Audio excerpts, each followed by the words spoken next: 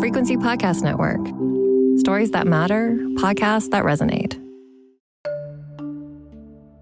Liberal parties, whether that's the capital L Liberal Party in Canada, the Biden administration in the United States, or the Labour Party in the United Kingdom, are almost always the party of immigration. They celebrate it, they value it, and at least here in Canada, they have recently raised immigration targets to record levels.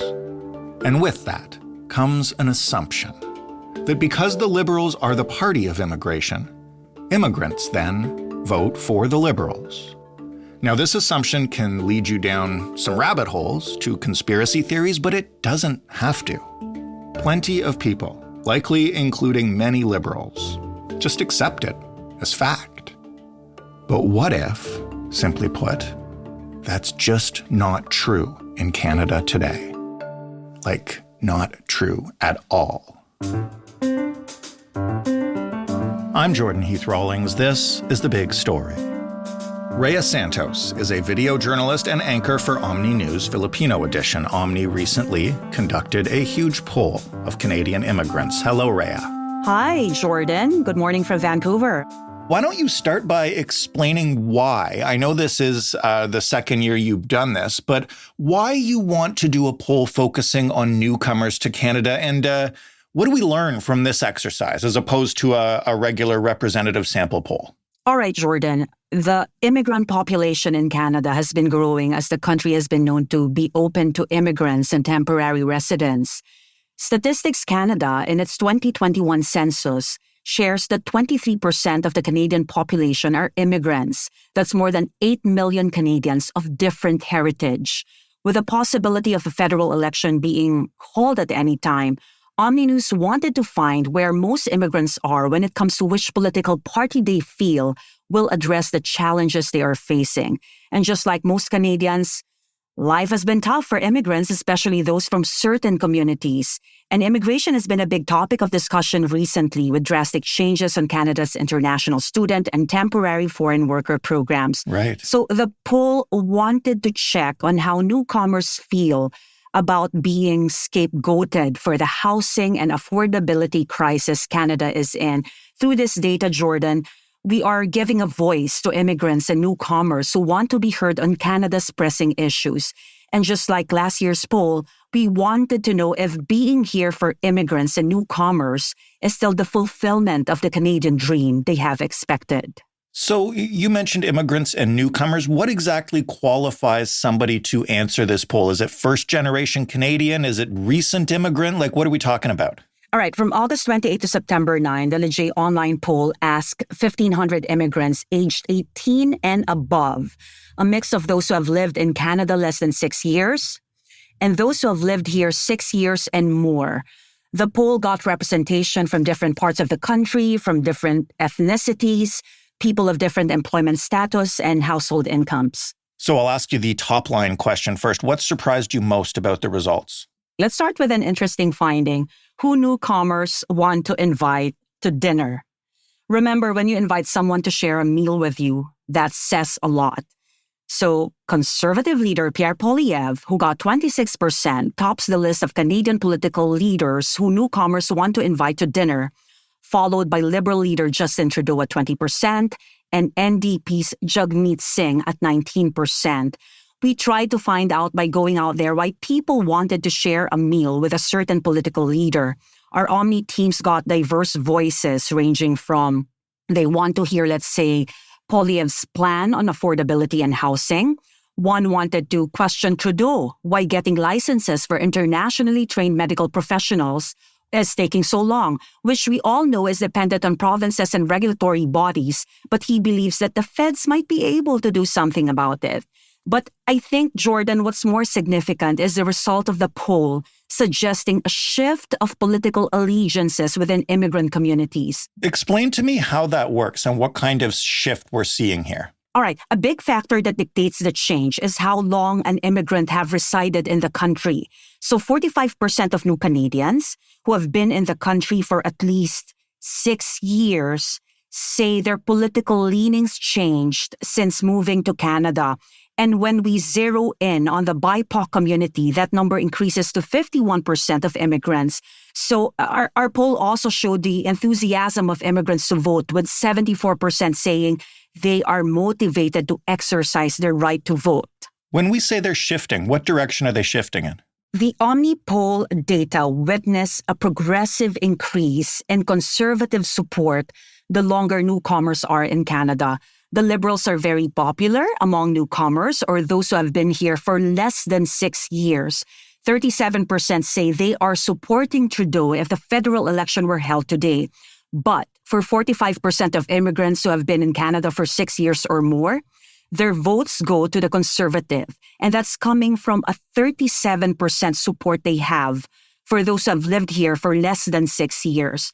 Some of the factors Jordan mentioned that contributed to the change in political allegiance are overall dissatisfaction with the current government. They mentioned poor immigration policies and cost of living. The change was also triggered by social and economic issues since arriving, new experiences they had, perspectives gained, interactions with other people, and what they hear from the media. We talked to a community leader, his name is Manan Gupta, and he said newcomers tend to vote whoever is in power during the time they landed. And after doing reality checks and experiencing hardships, they usually want change. And according to him, this is not surprising even for non-immigrant communities, especially that many are experiencing challenges on cost of living, housing, and access to health care. So where does that leave support from immigrants overall between the Liberals, Conservatives, and NDP? If the federal election were held today, according to the poll, the Conservative Party will hold a substantial lead among newcomers, with 44% saying they would vote for Poilievre and his party. The Liberals will get support from 26%, and the NDP will be supported by 19%. How does that compare with what I think is the assumption that many people have, including some folks on the far right who see it as a conspiracy, that the Liberals are bringing immigrants into Canada in order for them to vote Liberal? I think I would have to leave that question for the Liberals to answer. But I think it is also important to establish that before a newcomer or a landed immigrant can vote, they have to secure their Canadian citizenship. And that takes time. Right. What I can share, though, is that the data from our poll suggests that newcomers tend to vote for whoever is sitting in power. And there's a progressive change in their political allegiance the longer they reside in the country. Let's recall immigration announcement on November 2023, where IRCC tabled its immigration levels plan. They said 485,000 immigrants will be welcomed this year, 2024, 500,000 for 2025, and another 500,000 in 2026. So the Government of Canada says this is to support the country's economic growth as population is aging, to fill labor shortages, among others. But some experts are forecasting there might be revisions on these targets as a lot of immigration policies are changing. To be fair, let's be fair, what experts recognize is that the country faced a tough time, especially during COVID, and the government had to make policies to keep the economy afloat.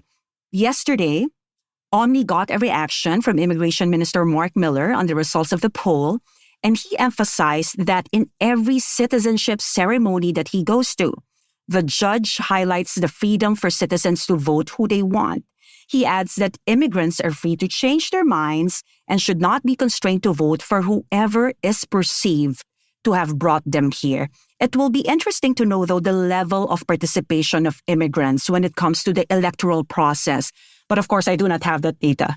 One of the things I'm curious about, and you kind of mentioned it a little bit, is that immigration is so high on the list of issues for all Canadians right now, and there's been such discussion and controversy around it recently. How do immigrants feel about Canada's current immigration targets in general? 69%, or nearly 7 in 10 Canadians, feel that immigration is an issue that politicians use as a red herring or something that is meant to mislead or distract people from the real problem. 54% of new Canadians feel they are being unfairly blamed for issues such as the housing crisis. Our OMNI Filipino team had a conversation with an immigration lawyer from Ontario. His name is Lou Jansen Danzalan. And he said that even history dictates that the first scapegoat of the society are immigrants, or those considered as others. But he believes that the situation Canada is in right now could have been prevented by better policies and those sitting in power having a forecast. My OMNI colleagues also had an insightful exchange with Dr. Yvonne Su. She is the director of the Center for Refugee Studies at York University. She said temporary residents, in particular international students, are the ones easy to blame. Why? It's because they cannot vote. Right. They don't have political power because of their temporary status. And this puts them in a more precarious situation. We also got a striking clip from Sabine Elchidiak, Canadian Policy Associate at the Consumer Choice Center, who was also a former policy advisor to some federal immigration ministers. She said that instead of blaming immigrants, the government should be fixing their policies, the same politicians who instituted policies that got Canada where it is now. She further talked about the housing plan released by Ottawa recently that says Canada needs more immigrants to build homes, a testament that immigrants are part of the solution and not the problem. So most experts that OMNI have talked to agree on recent government policies putting a cap on the number of international students and temporary workers, but they are saying everything was done in haste without proper consultation with groups directly affected. Policies and rhetoric impact lives, and people should be careful putting the blame on a sector that Canada welcomed.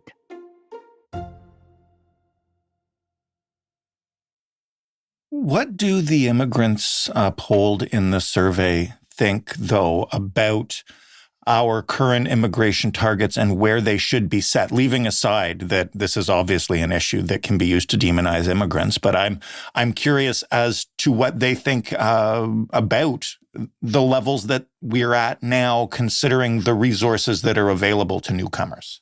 The poll reveals 64%, or two-thirds, think less than 300,000 immigrants each year is a reasonable number of immigrant newcomers Canada should welcome. So just over half of what we're targeting now. Yes, a little over half. And 35% say it should be less than 100,000 annually. And what about the international student program? I know there's recently been some caps put on it, and it's pretty clear that there's been criticism of the program from a number of sides. I'm curious as to what immigrants think of it and what could be done with it. 67% of respondents say stricter policies such as caps on number of students and limiting their working hours are needed. Those who support toughening up on policies on international students are most likely who live outside of Quebec, those who have lived in Canada for more than 6 years and who intend to vote Conservative. When it comes to ethnicity, Black newcomers are more likely to oppose the implementation of stricter policies at 38% than both white and BIPOC overall. And South Asian newcomers are more likely to strongly support stricter policies at 47%. I think we also have to emphasize that the Government of Canada welcomed these newcomers with open arms, especially during COVID. There was even a temporary program that allowed visitors to work in the country as long as they have a valid job offer. There's a support group for international students who even rejected Ottawa's claim that the international student program became a backdoor entry into Canada. They said it has always been a front door since Canada openly marketed it as a pathway to permanent residency and citizenship. There was even a statement from then Immigration Minister Marco Mendicino saying, "Our message to international students and graduates is simple. We just don't want you to study here. We want you to stay here." Although we all know that permanent residency will never be a guarantee if you take the student pathway, the government's language has always been, "We want you here and we need you," that students are the best candidates for permanent residency. But unfortunately, that need of Canada has been abused by some institutions, certain schools, colleges, consultancies, recruitment agencies who preyed on the dreams of newcomers for profit. Speaking of the dreams of newcomers, one of the things you and I discussed last year was immigrants' views of the Canadian dream and whether it was achievable. And The numbers last year weren't great. I'm guessing that they're still not great given the dissatisfaction you've already told us about. Yeah, but we have a new finding. Okay, almost consistent with the OMNI poll in 2023, the 2024 data finds that 59% of immigrants say the Canadian dream is out of reach. From 42% last year, 45% say they struggle to make ends meet. But despite this, 8 in 10 new Canadians believe moving to Canada is still the right choice. And this is similar to the results of the 2023 poll. But let's unpack again what the Canadian dream is for these immigrants. Similar to 2023, 1 in 5 or 19% describe the Canadian dream as a stable and good quality of life. Now, the striking finding this year is 85% say owning a home is part of their Canadian dream, but only 40% say it's possible to achieve this, while 31% of the respondents say they will never be able to purchase a home. Now, is it surprising that owning a home in Canada is a testament of the fulfillment of the so-called Canadian dream of most immigrants? This was, Jordan, an interesting discussion among team members of OMNI in one of our meetings. For most immigrant communities, aside from security, owning a home is pride. One member even referred to it as a trophy. In the case of some members of the Filipino community who cannot afford a home, let's say in the Philippines, prior to moving to Canada, because their salaries weren't enough to be able to afford one, moving and working in a country where you earn dollars can make owning a home more or less possible. And if you work multiple jobs, you might be able to own a home in Canada and probably in your home country too. So yes, it's a big deal for most immigrants. And I'd like to believe that if one has the financial backing to afford one, who wouldn't want a place you can call your own? Poll says nearly 6 in 10 newcomers own their homes, while 39% are renters. 37% of the renters are hopeful that they can buy a home within the next 5 years. So what do immigrants then think are the barriers that are keeping them from home ownership and stability? Barriers include cost of housing, with 47% having considered moving to a different city or province. 39% of those surveyed are struggling every month to pay for their mortgage or rent. When it comes to barriers to stability and home ownership, I think it is important to mention the struggles of immigrants in the workplace, which were reflected on the poll. The OMNI poll says 64% of newcomers not only agree that it is hard to find a job in Canada, but 56% also say it's harder to get promoted or grow in a Canadian workplace. Top reasons for this are the existence of bias based on ethnicity, race, or background, lack of network or connections, and lack of recognition of foreign credentials and experience, which is actually big in the Filipino community. Accent was also mentioned, and lack in proficiency when it comes to the English language. And these reasons, Jordan, are not something new. In last year's OMNI poll, discrimination, systemic racism, pay gaps exist in workplaces, making it hard for immigrants, especially BIPOC communities, to excel, thus struggling to make ends meet while the Canadian dream goes further out of reach. So what do you want people to take away from these results? What are you hoping that people understand after engaging with this survey? We want everyone to know a Canadian born and raised here facing affordability challenges is the same as an immigrant trying to find ways to put food on the table. They deal with the same issues, such as the high cost of living, housing struggles, long wait times to get medical attention, and many more. It has been tough for everyone, immigrant or non-immigrant. But we have to acknowledge that it may be tougher for some immigrant communities and some sectors of the society. 80% of new Canadians believe immigration will be an important issue in the next federal election. There's a split, though, as to how crucial it will be when it comes to influencing voters' decisions. In all the statements I heard from experts and experiences shared by newcomers and immigrants with our OMNI teams, I think we should be mindful with how people in power and others use immigrants, international students, temporary workers as scapegoats for the pressing issues Canada has been facing. Again, the number of immigrants, newcomers, was brought about by policies that allow them to enter Canada. And personally, it is my hope, Jordan, that leaders do not use immigrants, especially temporary residents such as international students and temporary workers, as political pawns.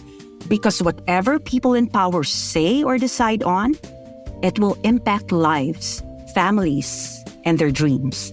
Rhea, thank you so much for this and for the work you and the team have done. Thank you, Jordan. Always a pleasure. Rhea Santos of OMNI News Filipino Edition.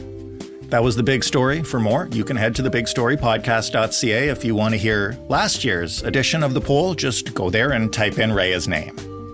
You can send us feedback by writing to hello@thebigstorypodcast.ca or by calling us and leaving a voicemail at 416-935-5935. The Big Story is available in any podcast player you prefer, and it's on your smart speaker. Just ask it to play the Big Story podcast.